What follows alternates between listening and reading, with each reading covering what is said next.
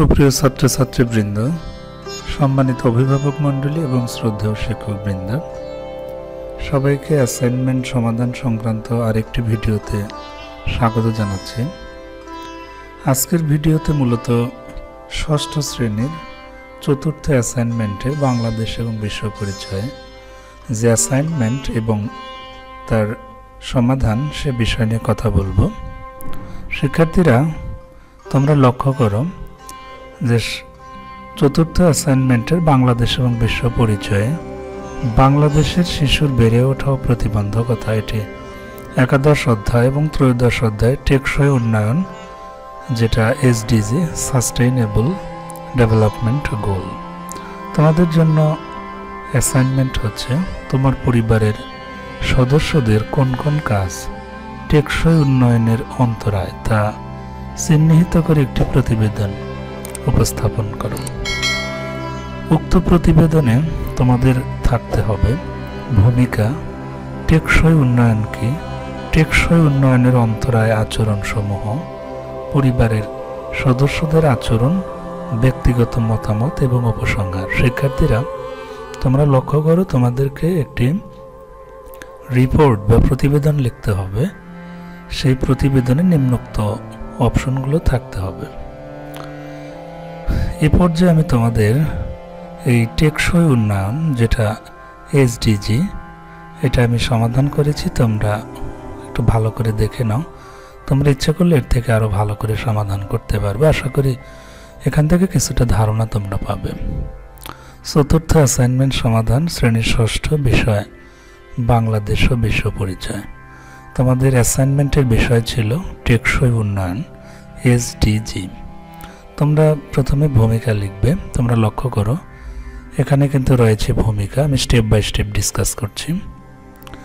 একটি নীতিবাক্য রয়েছে, ভবিষ্যতের ভাবনা ভাবাই জ্ঞানীর কাজ।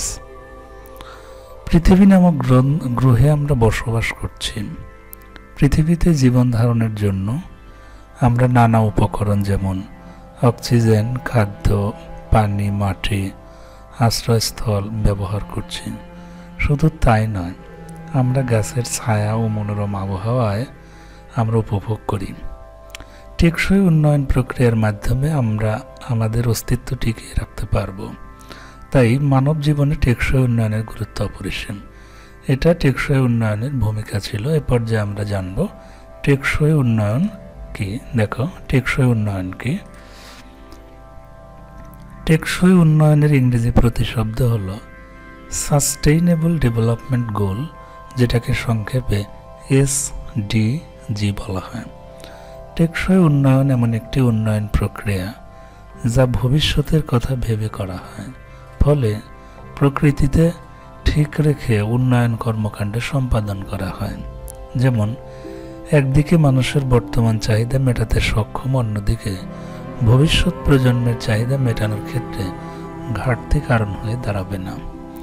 যেমন, ফসলি জমির জন্য ক্ষতিকর কোনো কীটনাশক ব্যবহার না করে উৎপাদন বাড়ানো, পরিবেশ বান্ধব কৃষি কার্যক্রম ও বর্তমান ও ভবিষ্যতের প্রাকৃতিক সম্পদ অক্ষুণ্ণ রাখতে সাহায্য করে।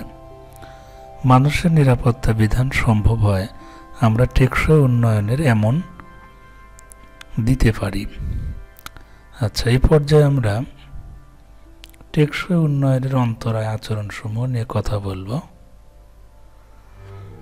এখানে টেকসই উন্নয়নের অন্তরায় যে আচরণসমূহ, সেগুলো নিম্নরূপ হতে পারে: সর্বত্র সব ধরনের দারিদ্র্যের অবসান, ক্ষুধার অবসান, খাদ্য নিরাপত্তা, উন্নত পুষ্টিমান অর্জন ও টেকসই কৃষি সম্প্রসার, সকল বয়সী সকল মানুষের জন্য সুস্বাস্থ্য ও কল্যাণ নিশ্চিত করা, সকলের জন্য অন্তর্ভুক্তিমূলক ও সমতার ভিত্তিতে গুণগত শিক্ষা নিশ্চিতকরণ এবং জীবনব্যাপী শিক্ষা লাভের সুযোগ সৃষ্টি,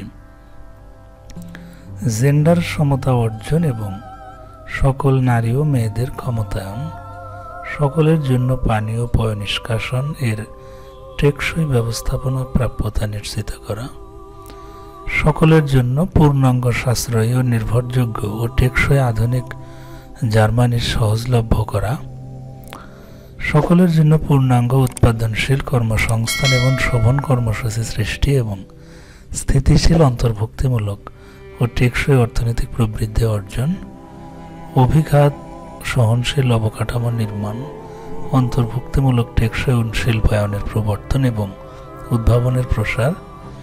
এছাড়াও আরও কিছু পয়েন্টস রয়েছে।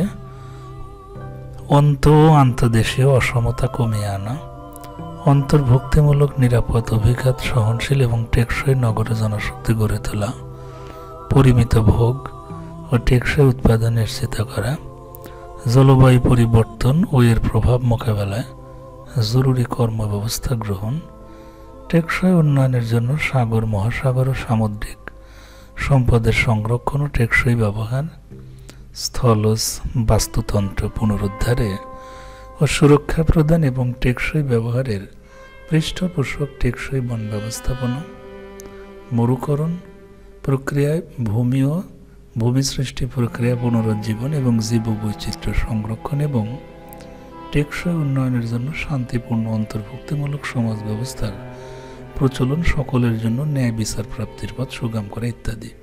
শিক্ষার্থীরা, এই পয়েন্টসগুলো তোমরা লিখবে। টেকসই উন্নয়নের অন্তরায়ের আচরণসমূহ এই পয়েন্টে। আমরা এই পর্যায়ে পরিবারের সদস্যদের যে আচরণ সেটা আমরা একটু লিখছি। আমরা সিলেবাস দেখে নিই। পরিবারের সদস্যদের আচরণ। যে কোনো উন্নয়ন পরিকল্পনা শুরু হয় নিজের দিক থেকেই, অর্থাৎ আমরা যে টেকসই উন্নয়নের কথা বলছি তার জন্য প্রথমেই সেই উন্নয়ন পরিকল্পনা আমাদের পরিবার থেকেই হওয়া উচিত। এর জন্য পরিবারের সদস্যদের আচরণগত অভ্যাসের প্রয়োজন।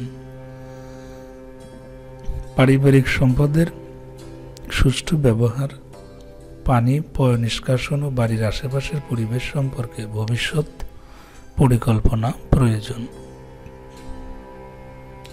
ব্যক্তিগত মতামত।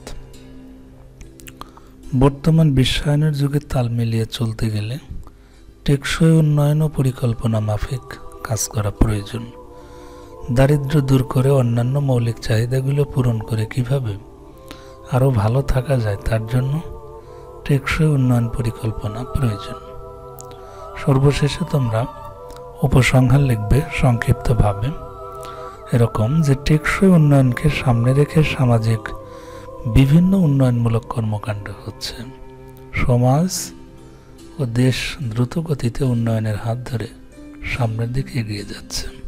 শিক্ষার্থীরা, ষষ্ঠ শ্রেণীর চতুর্থ অ্যাসাইনমেন্টের বাংলাদেশ ও বিশ্ব পরিচয়ের টেকসই উন্নয়ন সংক্রান্ত প্রতিবেদন আমি আমার মতো করে সংগ্রহের চেষ্টা করেছি। তোমরা মনের মাধুরী মিশিয়ে এর থেকে আরও সুন্দর করে লিখতে পারবে। ভিডিওটি দেখার জন্য সবাইকে ধন্যবাদ জানাচ্ছি। আমি পরবর্তীতে পঞ্চম অ্যাসাইনমেন্ট প্রকাশিত হলে তোমাদের সেগুলো সিলেবাস এবং কিভাবে সমাধান করবে সে সংক্রান্ত ভিডিও নিয়ে আসব। আশা করি তোমরা সে নাগাদ ভালো থাকবে এবং সুস্থ থাকবে।